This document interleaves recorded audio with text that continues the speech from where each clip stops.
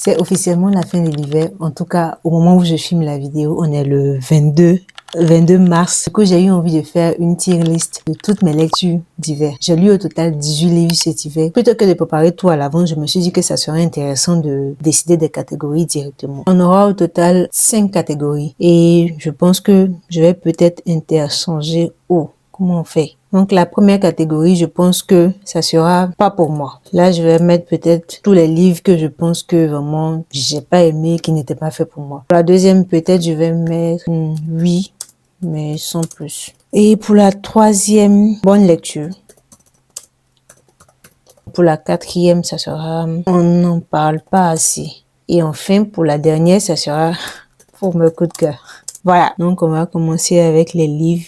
Ici, le premier livre, c'est Allah n'est pas obligé de Amadou Kourouma, dont j'ai déjà parlé dans l'un de mes points lecture que je mettrai si jamais ça t'intéresse de savoir exactement de quoi ça parle. Mais pour le classement, je pense qu'il sera dans On n'en parle pas assez. J'ai vu qu'actuellement, il y a le film qui est disponible qui va peut-être redonner encore plus de voix, plus de chance à ce livre-là. Le deuxième livre, c'est La fille de la supérette de Sayaka Murata. Je pense que je vais aussi le mettre dans On n'en parle pas assez parce que j'ai trouvé que c'était une très bonne critique de ces sociétés très conformistes du Japon, mais j'ai pas beaucoup entendu parler de ce livre, en tout cas sur Booktube ou encore BookTok. J'en ai aussi parlé dans l'un de mes points de lecture et je te mettrai tous les liens de tous les points de lecture où j'ai parlé de chacun des livres, si c'est fait, en lien de cette vidéo-là. Le troisième livre, c'est Dans ses yeux, qui fait partie de l'une de mes dernières lectures dont j'ai pas encore fait le point de lecture. Mais je pense que je vais peut-être le mettre dans 8, mais sans plus. En fait, je pense que mon problème avec les BD, c'est peut-être parce que je les lis beaucoup trop rapidement. En même temps, c'est pas long. Donc, du fait que je les lis beaucoup trop rapidement, je suis pas vraiment ancrée, je suis pas vraiment attachée à l'histoire parce que ça finit trop vite. Pareil aussi, Ma fille, mon enfant, qui est l'une des BD dont je t'ai parlé dans l'un de mes derniers points lecture BD. Là aussi, je pense je vais le mettre dans 8, mais sans plus. C'était un livre intéressant. Encore une fois, je l'ai lu vraiment très rapidement, donc ça n'a pas vraiment créé ce lien. Qui parle de sujets très importants, notamment l'amour impossible entre une blanche française et un arabe, dû au fait que la mère de la fille ne veut pas vraiment que sa fille sorte avec un arabe. Et le prochain, on va arrêter de compter. Le prochain livre, c'est Tout le bleu du ciel de Melissa d'Acosta. Je pense que, voilà, c'est un coup de cœur, donc je le mets forcément dans mes coups de cœur. En fait, j'ai vraiment adoré ce livre et ça joue aussi, comme je le disais, par rapport à la durée de lecture. Ce livre-là, j'ai passé vraiment beaucoup de temps avec et je voulais même pas que ça finisse. Ensuite, je pense que je vais prendre celui-là, 3 de Valérie Perrin. Je le mettrai dans bonne lecture. J'ai bien aimé, mais il peut pas être dans 8, mais sans plus parce que j'ai bien aimé. Et je pense qu'il est bien dans bonne lecture. Pareil aussi pour Novecento, pianiste de Alessandro Baricco, que j'ai aussi bien aimé, que j'ai trouvé que c'était une bonne lecture aussi. Par contre, le seul livre que j'ai pas aimé la première fois que j'ai donné 2 étoiles, non, je pense la deuxième. En tout cas, la première fois dans ce classement que j'ai donné 2 étoiles à un livre, c'est Birthday Girl de Haruki Murakami. Et en fait, qui est un extrait d'un recueil de nouvelles de Haruki Murakami. Et dans cette petite nouvelle une soixantaine de pages, c'est juste une fille qui travaille dans un restaurant et le jour de son anniversaire, il y a une histoire bizarre qui va lui arriver. En tout cas, j'en ai déjà parlé dans l'un de mes points de lecture ou dans un bilan culturel. Ensuite, le prochain livre, c'est Depuis aux hommes de Mohamed Mbougassar. Je sais pas trop dans quelle catégorie le mettre. J'ai envie de mettre dans On n'en parle pas assez. On n'en parle pas assez ou bonne lecture. Je pense que je vais mettre dans bonne lecture, mais on n'en parle pas assez quand même. Qui est un livre qui est très important, surtout avec le contexte du Sénégal en ce qui concerne les interdictions qu'ils ont mis dernièrement. Et c'est un livre qui parle clairement de ça. Ensuite, prochain livre, j'ai envie de mettre La Métamorphose de Kafka, que j'ai beaucoup aimé, qui fait partie des livres qui m'ont un peu réconcilié avec les classiques, bien sûr après L'étranger. En fait, je peux pas le mettre dans On n'en parle pas assez parce qu'on en parle déjà beaucoup. Je peux pas le mettre dans coup de cœur aussi parce que c'était pas un coup de cœur, du coup je le mettrai dans bonne lecture. Ensuite, il y a La place de Annie Ernaux que j'ai lu dans le cadre d'un défi lecture où je dois vraiment lire un livre par catégorie et ce livre-là, je l'ai choisi, je pense, pour la catégorie du deuil. Mais c'était pas un deuil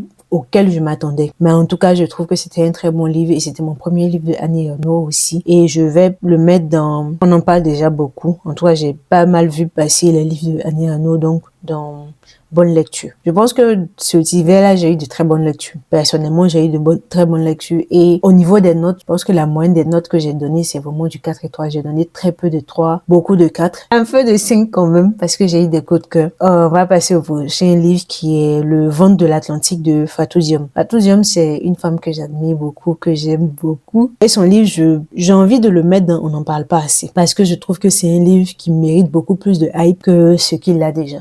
Il n'a même pas de hype.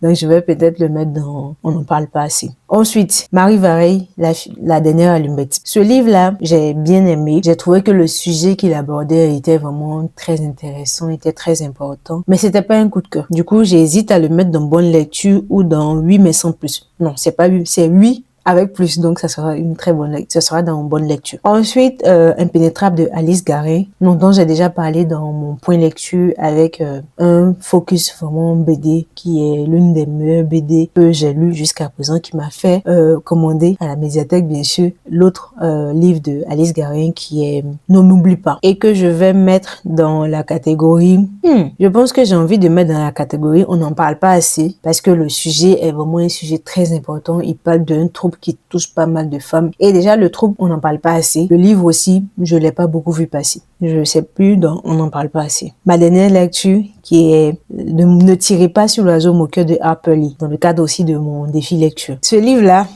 je peux pas le mettre dans On n'en parle pas assez parce qu'on en parle. J'ai envie de le mettre dans bonne lecture, personnellement. J'hésite.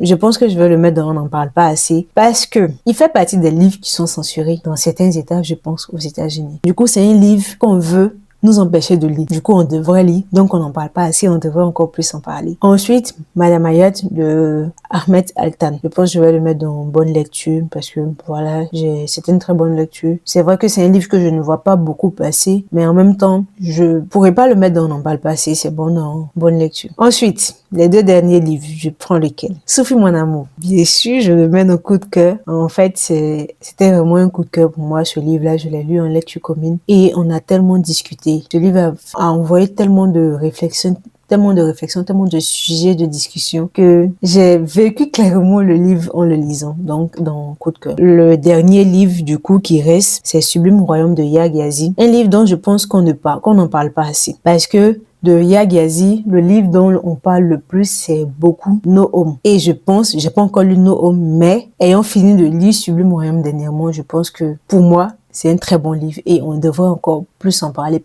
Je pense qu'il est vraiment d'actualité parce que c'est un livre qui pose la question de la spiritualité, qui te fait te demander mais c'est quoi la spiritualité, un peu comme avec Sophie mon amour, qui te fait te demander c'est quoi la spiritualité, qui oppose un peu la spiritualité et la science et qui donne vraiment des arguments, qui va pas vraiment venir te dire la spiritualité c'est mieux, la science c'est mieux. Non, elle va venir vraiment te donner des arguments de pour et des contre de chacun pour que toi aussi tu puisses faire ton choix. Et la conclusion vraiment de ces livres-là, c'est que ce soit la science ou la religion, les deux peuvent vraiment coexister ensemble dans le sens où les deux nous aident à donner un sens à notre vie. Et voilà, je pense que c'est tout pour ma tier list hivernale. En fait, dis-moi en commentaire dans quelle catégorie tu aurais mis ces livres-là. Déjà, est-ce que tu es d'accord avec les placements que j'ai faits? Ou bien, dis-moi si je me suis complètement plantée pour certains livres que tu as vraiment adorés. Et surtout, c'est quoi ta meilleure lecture de l'hiver? Si je devais choisir une seule meilleure lecture de l'hiver, je dirais Sophie mon amour. En fait, j'hésite. Les deux sont mes meilleures lectures de l'hiver. Donc, je choisis deux. Sophie mon amour et Tout le bleu du ciel. Du coup, n'hésite pas à me donner ta meilleure lecture de l'hiver pour que je puisse piocher des idées pour ma lecture du printemps. Si la vidéo t'a plu, n'hésite pas à laisser un like, à t'abonner aussi parce que ça fait plaisir de voir que les gens aiment ce que je fais. Et à bientôt pour une prochaine vidéo.